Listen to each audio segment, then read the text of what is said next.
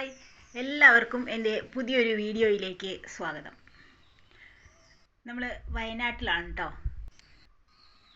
ഇതാ നമ്മുടെ ബീരുവാണ് എൻ്റെ പെറ്റ്. അവനോടെ എന്തോ കണ്ടിട്ടുണ്ട് കേട്ടോ. അതാ ഓടി മേലേക്ക് പോകുന്നുണ്ട്.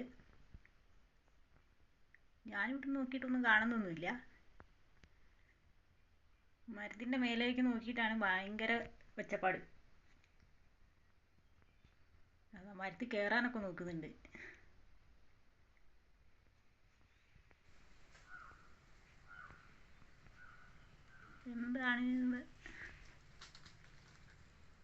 എന്താണ്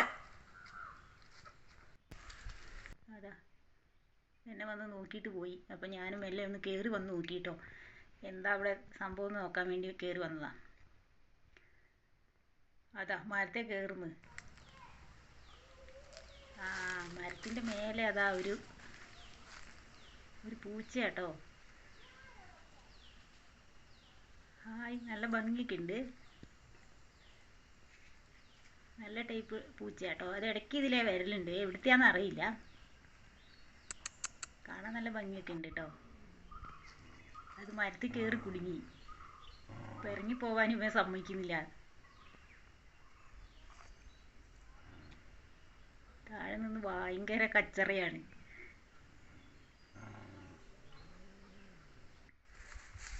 അതാ അത് മരത്തൊന്ന് വീഴാനൊക്കെ നോക്കുന്നുണ്ട്. അത് ചാടിപ്പോയാലിപ്പോൾ.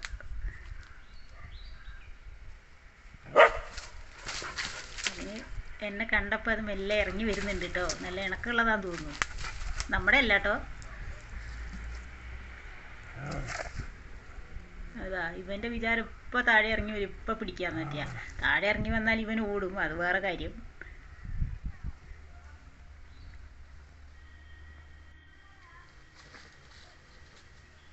എന്തായാലും എന്നെ കണ്ടപ്പോൾ അത് മെല്ലെ മെല്ലെ താഴേക്ക് വരുന്നുണ്ട്.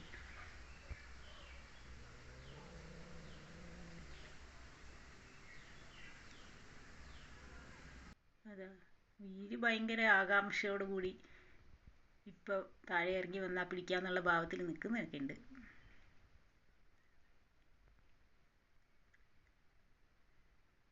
നല്ലൊരു കളർ കിട്ടും അതിന്, കാണാൻ നല്ല ഭംഗിയുണ്ട്. അതാ എങ്ങനെയൊന്ന് രക്ഷപ്പെടുത്തണം എന്നുള്ള ഭാവത്തിൽ എന്നെ നോക്കുകയാണ്. കുറേ സമയമായിട്ടുണ്ട് കേട്ടോ.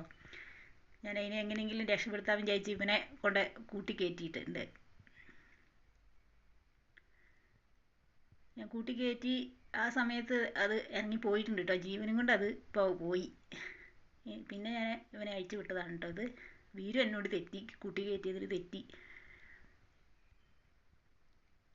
അതെനിക്ക് ഷൂട്ട് ചെയ്യാൻ പറ്റിയില്ല കേട്ടോ. അത് ഇറങ്ങിപ്പോകുന്നത് ഞാനിവനെ കയറ്റാൻ പോയപ്പോഴത്തേക്ക് അത് ഓടി. ഇതിപ്പോൾ ഇതാ വേറെ സ്ഥലത്ത് വന്ന് കിടക്കുക. ഞാൻ വിളിച്ചിട്ടൊന്നും നോക്കുന്നൊന്നുമില്ല. അവനവിടെ ചില്ലിനെ പിടിക്കുകയെ എന്തൊക്കെയോ പരിപാടിയാണ്.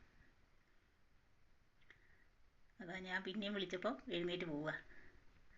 അതാ അങ്ങോട്ട് തിരിഞ്ഞിരിക്കുന്നു. ഇനി വരുമോ എന്ന് നോക്കുകയാണ്.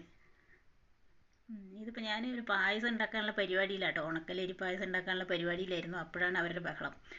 അപ്പോൾ ഞാൻ അങ്ങോട്ട് പോയി നോക്കിയതാണ്.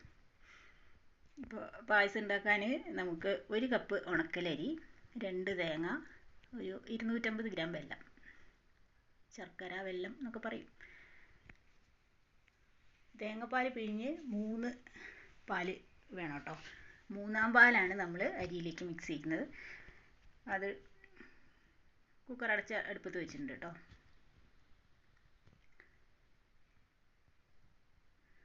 ഉരുക്കിയ വെല്ലം നമ്മൾ നന്നായിട്ട് അരിച്ച്, അല്ലെങ്കിൽ അതിൽ കല്ലൊക്കെ ഉണ്ടാവും കേട്ടോ. അപ്പോൾ അത് നമ്മൾ അരിച്ചിട്ട് വെന്ത് കഴിയുമ്പോൾ ചേർക്കണം.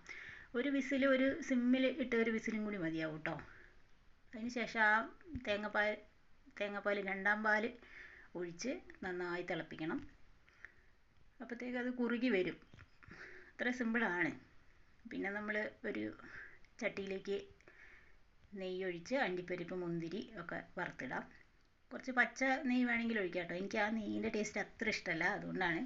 കുറച്ച് ഏലക്ക, ഒരു 3-4 എണ്ണം, കുറച്ച് ചുക്ക് പൊടിച്ചത്, ഒരു നുള്ളു ജീരകം, ഇതും കൂടെ പൊടിച്ച് ആദ്യം എടുത്ത് വെച്ച പാലും കൂടി ഒഴിച്ച് അത് തിളയ്ക്കണ്ട കേട്ടോ.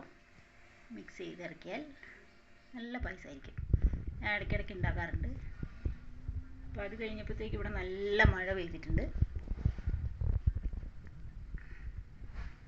ഇത് കാണുമ്പോൾ അത് ഫോറസ്റ്റ് ആണെന്നൊന്നും വിചാരിക്കണ്ട കേട്ടോ. ഫോറസ്റ്റ് ഏരിയ ഒന്നുമല്ല, കാരാപ്പുഴ എന്ന് പറഞ്ഞ സ്ഥലം, അതിൻ്റെ അടുത്തായിട്ട് വരും നമ്മൾ. ഇതിപ്പോൾ മഴയൊക്കെ കഴിഞ്ഞ് വൈകുന്നേരത്ത് ഒരു കാപ്പി കുടിക്കാം എന്ന് വിചാരിച്ചു. വയനാടൻ കാപ്പി നമ്മുടെ പറമ്പിൽ ഉണ്ടായതാണേ. അത് നമ്മൾ പൊടിപ്പിക്കും, ആ പൊടിയാണ്. അപ്പോൾ അത് തിളയ്ക്കുമ്പോൾ നല്ല സ്മെല്ലൊക്കെ ആയിരിക്കും. നമ്മൾ കടയിൽ നിന്ന് വാങ്ങുന്നതിന് അത്ര സ്മെല്ലൊന്നും ഉണ്ടാവില്ല. ഇത് ശർക്കരയൊക്കെ ഇട്ട് തിളപ്പിക്കും. എപ്പോഴെങ്കിലുമൊക്കെ ആയിട്ട് കാപ്പി കുടിക്കില്ലേ, നല്ല മഴയൊക്കെ ഉണ്ടെങ്കിൽ കാപ്പി കുടിക്കും. അപ്പോൾ ഇന്നത്തെ വിശേഷം ഇത്രയൊക്കെ ഉള്ളൂ. കാപ്പി കുടിക്കട്ടെ.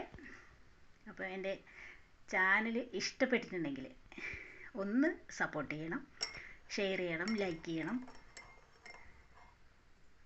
അപ്പോൾ അടുത്തൊരു വീഡിയോയുമായി വരുന്നവരെ എല്ലാവർക്കും tata, bye bye, see U.